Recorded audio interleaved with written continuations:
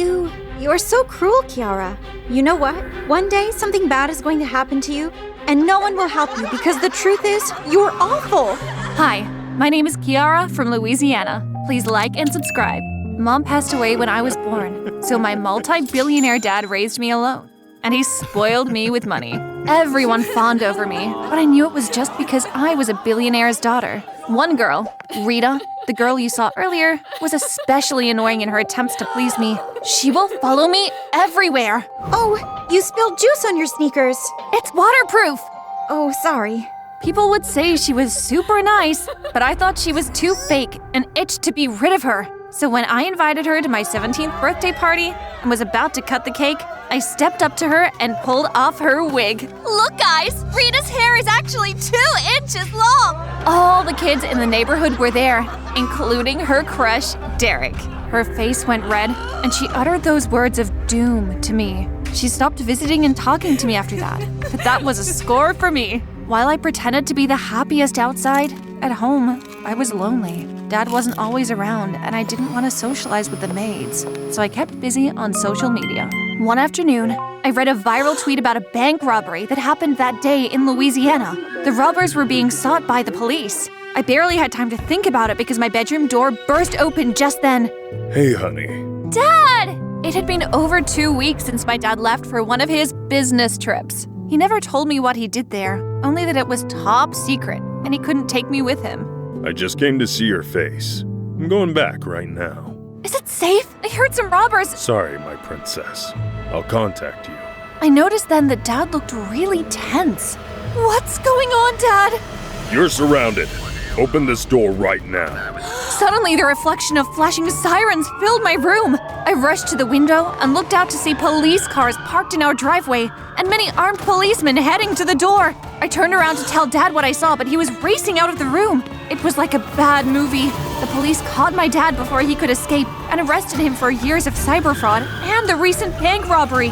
All of our servants ran away. I was shocked to my bones. I couldn't believe Dad was a criminal. I stayed up all night in the house alone and in tears, wishing for the first time that I had a friend, even if it was just a weirdo like Rita. Oh, I missed her now. How was I going to face people? It was all over the news what my dad had been doing all along. To make things worse, the next day, 2 men from a security agency came and told me that they would be confiscating all of Dad's possessions, including my car and our house. Where will I live? You will be leaving with me. I stared at the middle-aged woman who I hadn't noticed before behind the men. And you are? I'm your mom's older sister from Texas, Mary. Texas? The state of cowboys and farm animals? Ew! I broke out into a run. I refused to live with an aunt who I had never seen before. She looked so poor. Hey, come back here. I ran at breakneck speed until I got to Rita's house. Rita, please open up! What are you doing here? Rita, please forgive me. Please tell your parents to adopt me. My parents can't harbor the daughter of a criminal. Sorry to disappoint. I probably deserved what she said to me, but there was no way I was going back to the house with that woman waiting to take me to Texas of all places. I wandered aimlessly for an hour until I found myself at the park. Tired, I sat on the bench and soon dozed off. My mistake, because when I opened my eyes again, I found myself in a small, dingy bedroom. Where am I? The woman who called herself my aunt appeared at the doorway. You're finally awake. Welcome to Texas. What? I was at the park in Louisiana last time I remembered. She told me they had searched for me and found me asleep on a bench there. Because of her work, she had to return to Texas today, so with the help of those security agents, I was bundled into her car, and to their surprise, I remained asleep all the way there. Take me back, right now! Kiara, you should be grateful for this opportunity to change scenery. She was right. If Rita could act that way towards me, what would the rest of the kids in the neighborhood do? Everyone would be making fun of me. Can I get something to eat? Sure. Soon, she served me a tray of food that I couldn't make out what it was. What is this? White bean soup. This is a meal for peasants. Half bread is better than none. Left with no choice, I ate the meal, but vowed to order something more befitting in the morning. But in the morning, when I tried to order breakfast from a nearby breakfast delivery, I found out that the credit card Dad gave me had been blocked. How could I live in poverty? For days, I stayed holed up in my tiny room. Aunt Mary would go back to work and come back to find me in the same position. Sometimes I rejected her peasant food. Your food has gone cold. The food is beneath me. If it's so bad, why don't you find work to do so you can earn money to afford your favorite meals? I wasn't born to work. I knew I gave her a really tough time, but I was so mad at how my world had turned upside down, I couldn't see anything else. Until one stormy night. Ah! I hate storms! Aunt Mary! I came across her sleeping on the floor in the living room. Hey, why are you on the floor? Go to your bedroom. You're sleeping in it. That's your bedroom. You left it for me? I hadn't bothered to explore the house, so I had no idea it was the only bedroom here. But why would she do that? She had nothing to gain from me.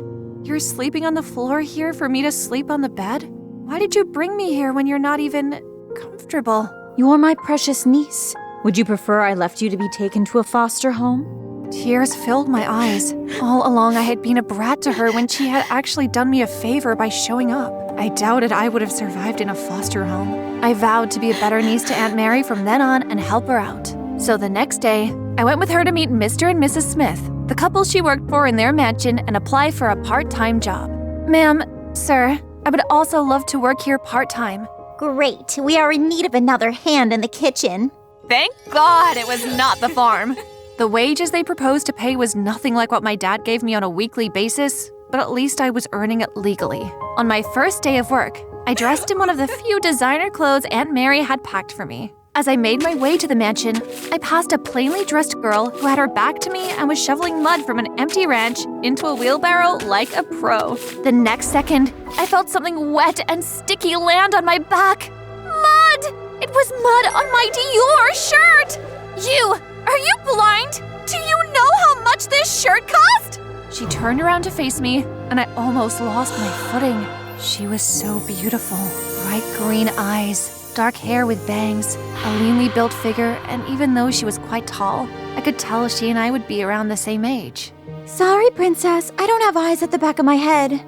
But when she spoke, my awestruck state shattered and I regained my temper.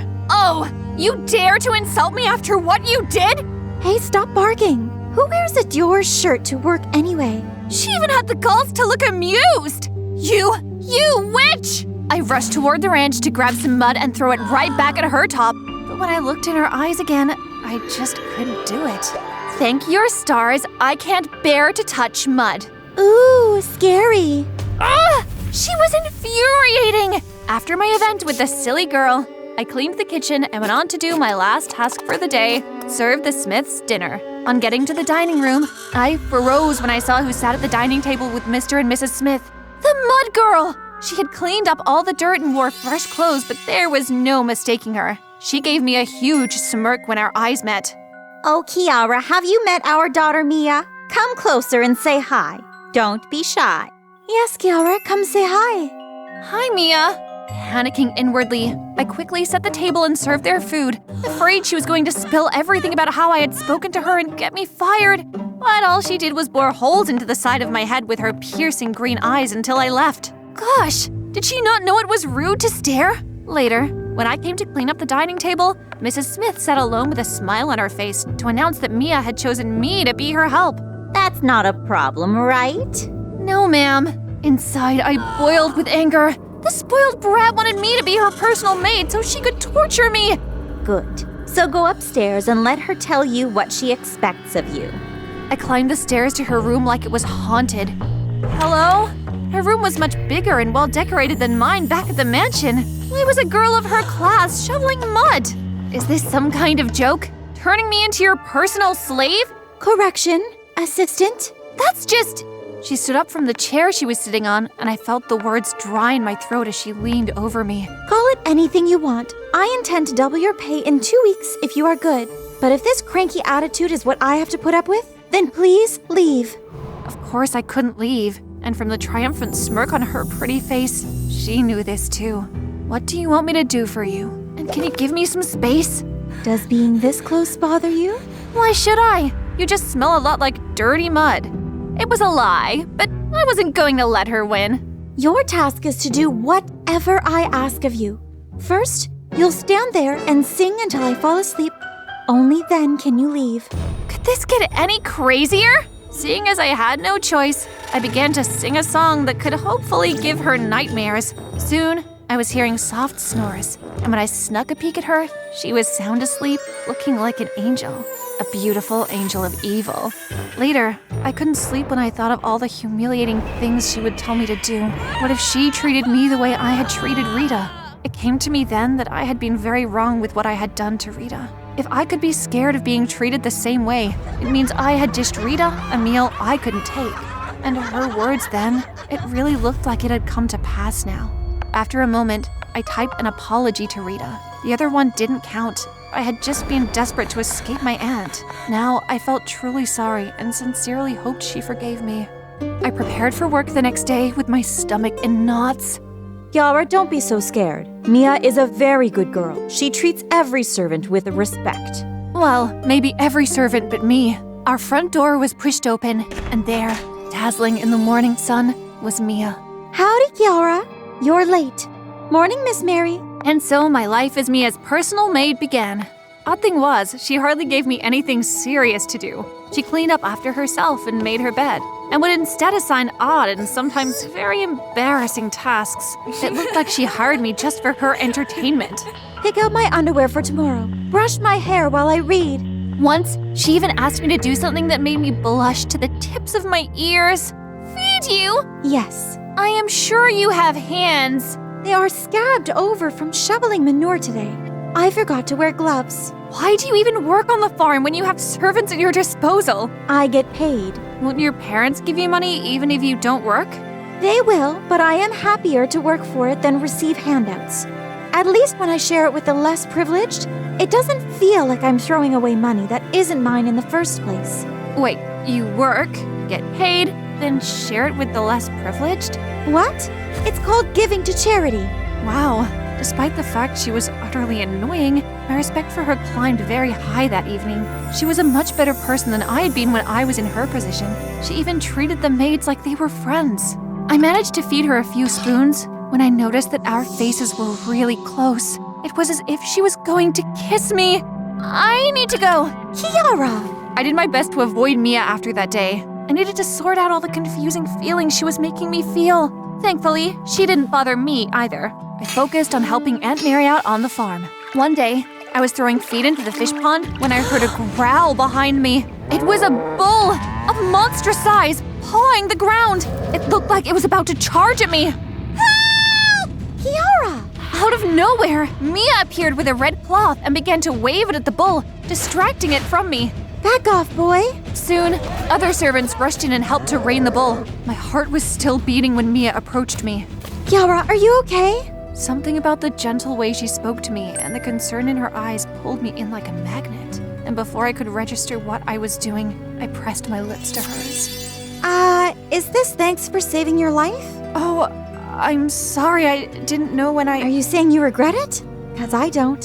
You don't? Mm-hmm. I liked you from the very first day you yelled at me. So, is this why you took an unpermitted leave from me? I was getting too hot for you to handle? I have never felt this way before. You really like me? In response, she pressed her lips to mine again, and I took that as a yes. Aunt Mary came rushing toward us then with a phone in hand. I don't know if she had seen us kiss or even knew I had almost been attacked by a bull, but she looked really anxious. Kiara, there's someone on the line for you. Who? Your mom. My mom? How? Isn't she dead?